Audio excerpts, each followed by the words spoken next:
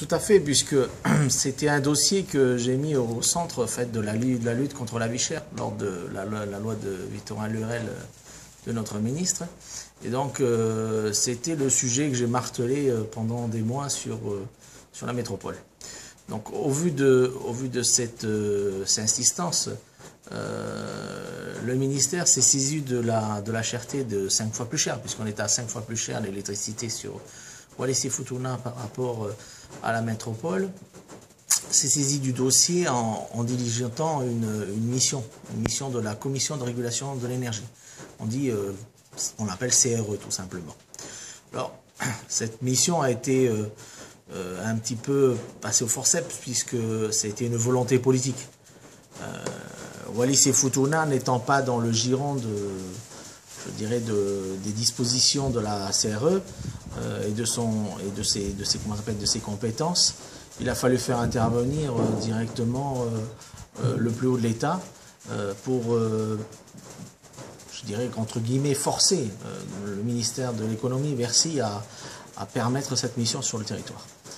C'est d'autant plus dommage que cette mission est venue en fait pendant les élections législatives partielles, pendant la députation, et donc est passée un peu inaperçue sur ce territoire, mais néanmoins a essayé de remplir au mieux l'objectif pour lequel elle était venue. Donc depuis, qu'est-ce qu'il s'est passé? On a eu bien sûr rapidement, fin juin, un compte-rendu qui a été largement médiatisé par le ministère, bien sûr, mais aussi par les autorités locales. Et donc, maintenant, il faut en tirer toutes les conclusions de ce rapport. Alors, si on le lit, je dirais, de façon assez précise, on se rend compte que finalement, les marges de manœuvre sont très, très légères. On parle de l'ordre de 4 à 5%. Alors, 4 à 5% sur l'ensemble de la facturation, l'ensemble du système de production d'électricité à Wallis-et-Futuna. Néanmoins, 4 ou 5% d'économie sur d'abord une population qu'on pourrait cibler, c'est-à-dire les plus nécessiteux, ce serait de l'ordre de 30 à 50% de réduction de la facture d'électricité quand même. Donc les factures les plus hautes, les consommateurs les plus hauts ne bougeraient pas, et eux déjà les plus faibles pourraient déjà bénéficier d'une réduction de 30 à 50%. Néanmoins, une fois qu'on a dit ça, il faut regarder quelle est la méthodologie pour arriver à cette diminution. Alors, il y a deux grands aspects. Il y a d'abord un aspect interne à la société, puisqu'elle doit, par des principes techniques et aussi financiers, on va dire, essayer de contrôler ses dépenses. En tout cas, soit les maîtriser, soit les baisser.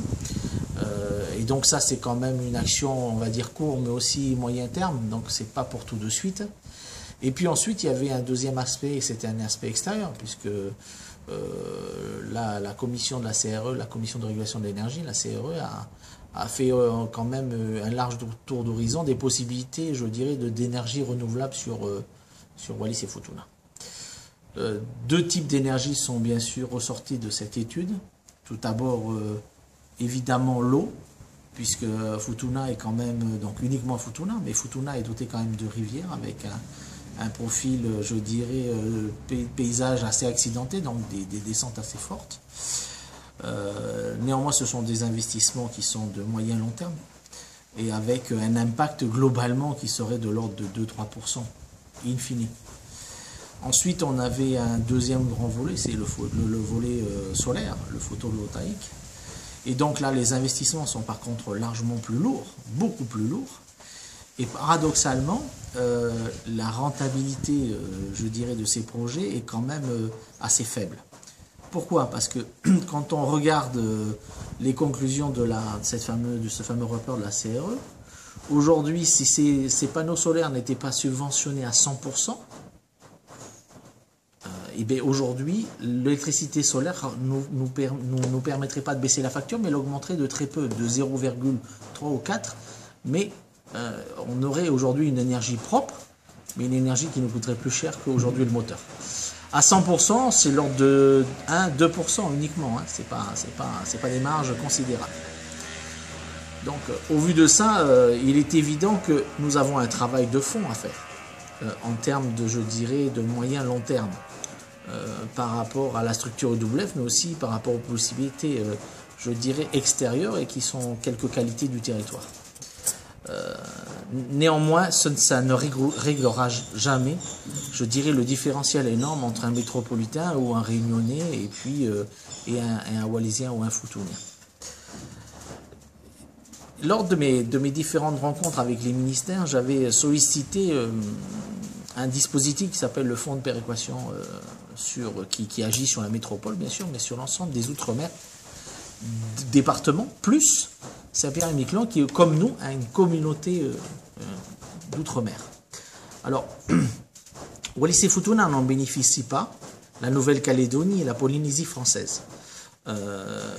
C'est essentiellement lié pour nous, en tout cas, par rapport au statut de 61, puisqu'il avait prévu le statut de 61 une certaine autonomie financière et politique. Donc la CRE ne peut pas directement, comme ça, au travers de, je dirais, de ce statut, de pouvoir intervenir sur le territoire. D'où, tout à l'heure, je parlais de cette intervention politique pour passer au-dessus du statut, dans la mesure où c'était une mission simplement d'expertise. La Nouvelle-Calédonie et la Polynésie française sont des pays d'outre-mer. Ils partent vers une certaine autonomie. Donc nous ne sommes pas dans cette, on va dire, dans cette évolution statutaire à venir d'indépendance. Ou en tout cas, en point d'horizon, une certaine indépendance. Notre situation se rapproche de Saint-Pierre-et-Miquelon.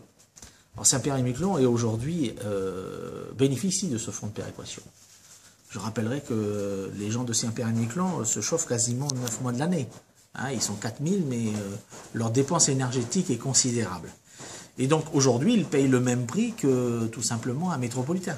Alors qu'eux aussi n'ont qu'un système comme nous de, je dirais, de production électrique par l'hydrocarbure, comme par le gasoil. Donc il faut prendre cette initiative de demande d'adhésion du fonds de péréquation. Et d'autant plus que les solutions techniques ne pourront pas venir, je dirais, vaincre le mal de Wallis et Futuna par rapport à la cherté de cette électricité, mais c'est que déjà le ministre lui-même, il a fait un courrier le 9 novembre 2012 auprès de M. Philippe Deladoucette, qui est en fait le président de la commission de régulation de l'énergie. Et donc il est très clair, je me permettrai de lire tout simplement la phrase qui je crois, est primordiale dans ce document. Donc il fixe l'orientation de cette mission, qui avait été sollicitée par moi-même, et il dit « Cette analyse devrait permettre à la mission de faire des propositions sur les moyens réglementaires ou économiques qui permettraient de faire baisser le prix de l'électricité par les consommateurs wallisiens, y compris par la mise en place d'un dispositif de solidarité nationale à définir. » Alors, pourquoi il dit par dispositif national à définir? Tout simplement parce qu'il existe déjà le fonds de péréquation. Deux solutions. Soit nous avons quelques modifications statutaires à faire sur le statut de 61 pour rentrer directement dans ce fonds de péréquation, soit il faut inscrire dans le fonds de péréquation, je dirais, quelques modifications pour rentrer le statut de 61. Donc, depuis novembre 2012, nous avons la réponse.